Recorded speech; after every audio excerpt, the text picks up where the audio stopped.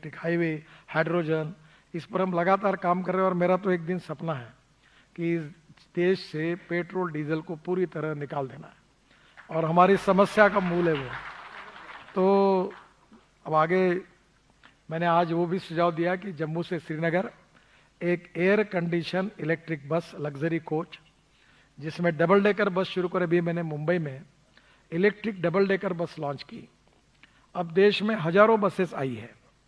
Diesel की बस चलती है तो 115 रुपये किलोमीटर खर्चा आता है, और इलेक्ट्रिक के बस का खर्चा नॉन एसी का 39 रुपीज़ और एसी का 41 रुपीज़ आता है।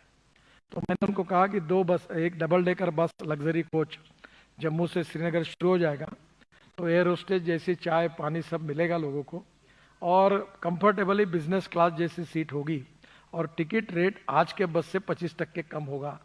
अगर आप करना चाहते तो आप करिए, प्राइवेट करना चाहते तो तुरंत मैं उनको भेज देता हूं जो शुरू करना चाहते हैं।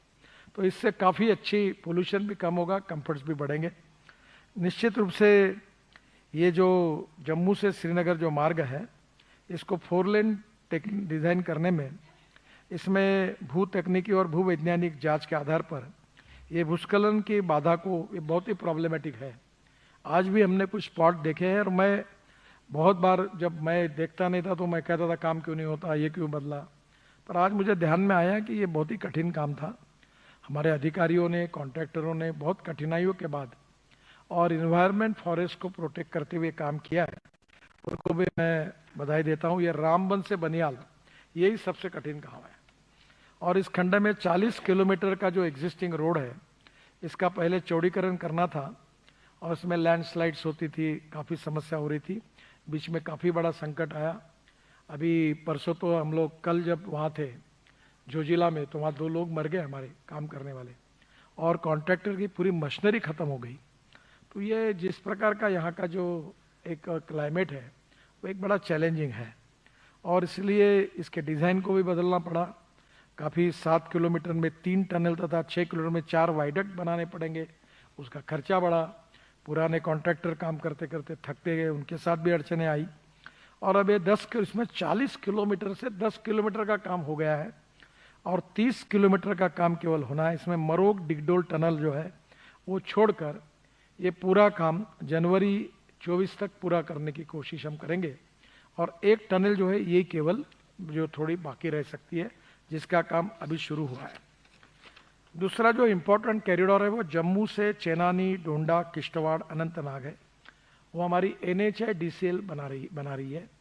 आपको पता होगा कि जब हमारी सरकार आई तो हमने प्रधानमंत्री जी से अनुरोध किया था कि जो हमारे हिल प्रदेश है, पर्वतीय प्रदेश है, उसमें ध्यान नहीं दिया जाता है।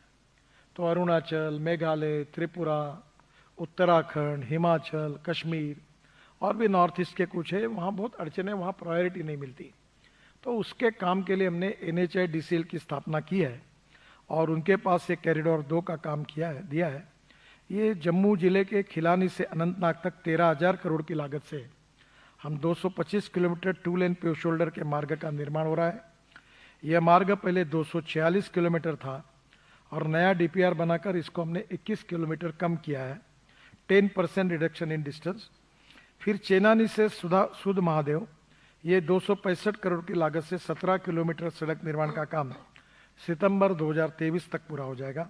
सुध महादेव के पास 3,703 करोड़ की लागत से 5.4 किलोमीटर की 2 टनल का टेंडर हम 30 अप्रैल 2023 तक हो जाएगा। गोहा से खिलानी तक 228 करोड़ की लागत से 9 किलोमीटर सड़क का निर्माण कार्य चंद्रकोट से मारे थे, तो रोड खराब थे, तो मैंने आज उसकी जिम्मेदारी, उसका नंबर NHAI का लगा हुआ है।